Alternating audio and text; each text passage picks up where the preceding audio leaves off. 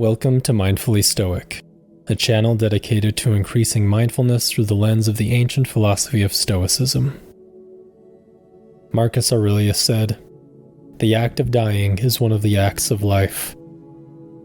Today's topic deals with death, more specifically that we all experience different types of death in our lives. Of course, we have death of the physical body, but also death of the self within the human experience.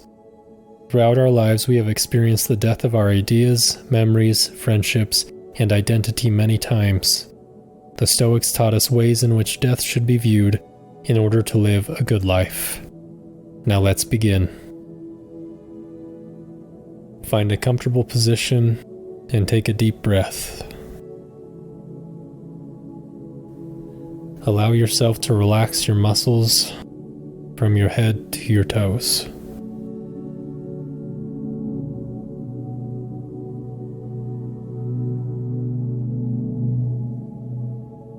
Imagine a wave of relaxation flowing through your body as you breathe in and out.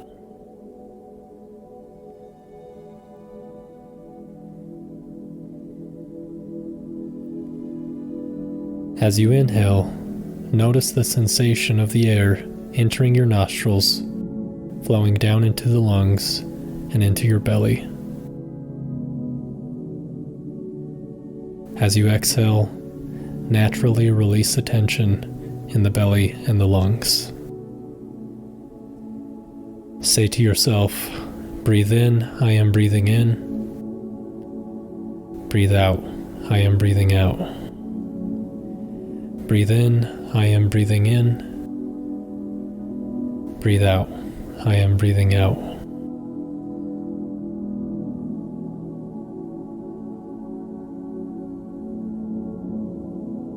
Remember, if your mind starts to wander, return to your breath. There is no need to judge the thoughts that pop up. Observe them without judgment and come back to your breath to anchor yourself to the present moment.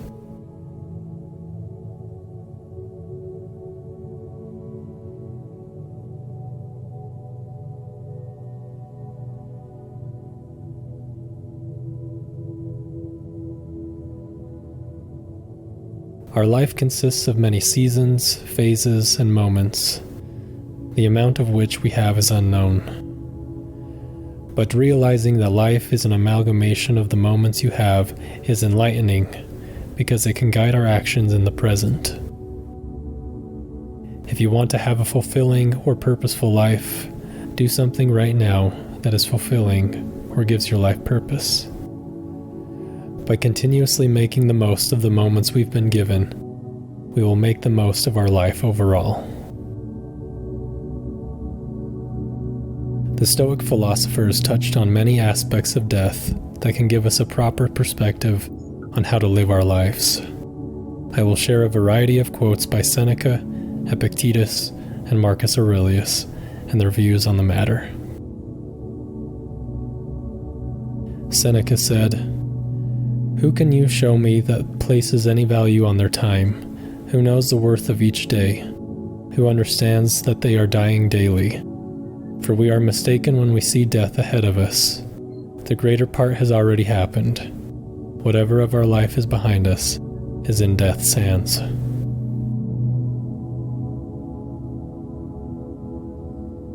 We do not suddenly fall on death, but advance towards it by slight degrees. We die every day. For every day a little of our life is taken from us. Even when we are growing, our life is on the wane. We lose our childhood, then our boyhood, and then our youth. Counting even yesterday, all past time is lost time. The very day which we are now spending is shared between ourselves and death.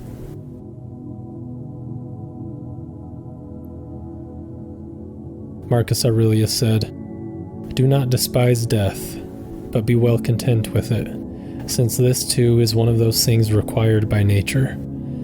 For such as it is to be young and to grow old, to grow and mature, to have teeth and beard and gray hairs, and to beget and to be pregnant and bring forth, and all that other natural operations that the seasons of your life bring, such also is our dissolution.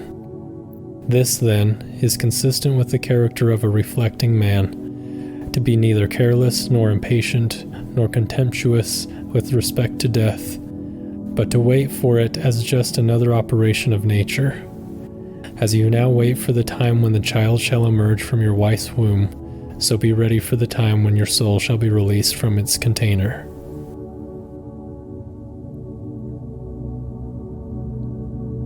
Epictetus said, "Neither death nor pain is to be feared, but the fear of pain or death."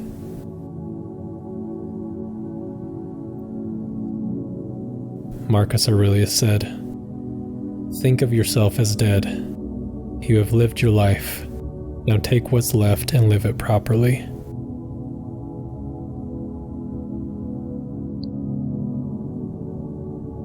Seneca said, "He who has learned to die has unlearned slavery. He is above any power and certainly beyond it.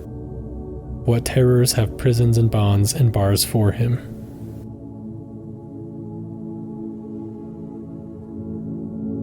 Seneca said, "Men do not care how nobly they live, but only for how long. Although it is within the reach of every man to live nobly, but within no man's power to live long."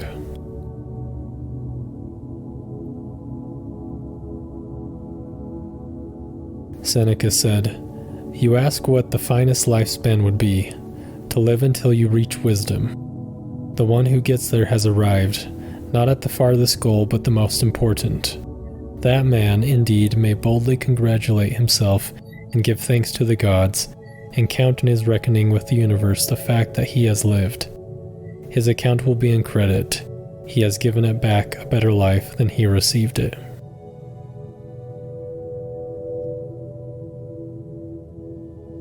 Marcus Aurelius said, "Consider the lives led once by others, long ago, the lives to be led by others after you, the lives led even now in foreign lands. How many people don't even know your name? How many will soon have forgotten it? How many offer you praise now and tomorrow, perhaps contempt?"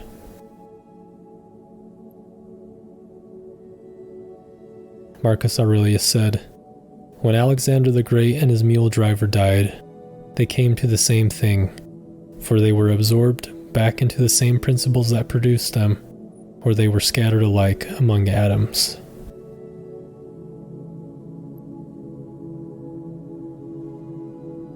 Epictetus wrote, "Let death and exile and everything that is terrible appear before your eyes every day, especially death, and you will never have anything contemptible in your thoughts or crave anything excessively."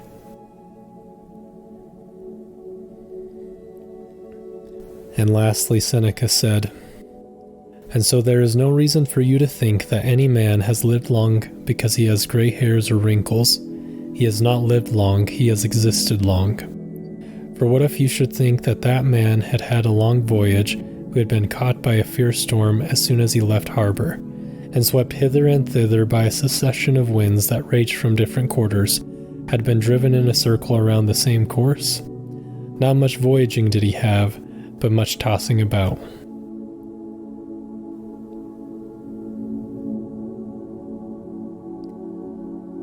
Now start to take some deep breaths.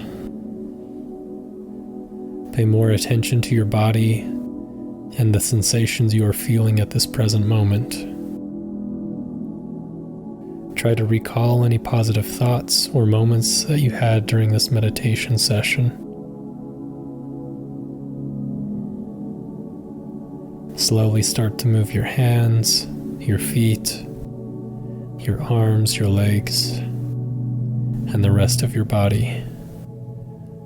Or if you so choose, take a moment and continue to relax. Thank you for listening to this guided meditation. I appreciate your efforts on becoming more mindful and more virtuous. Let us strive to be mindfully stoic.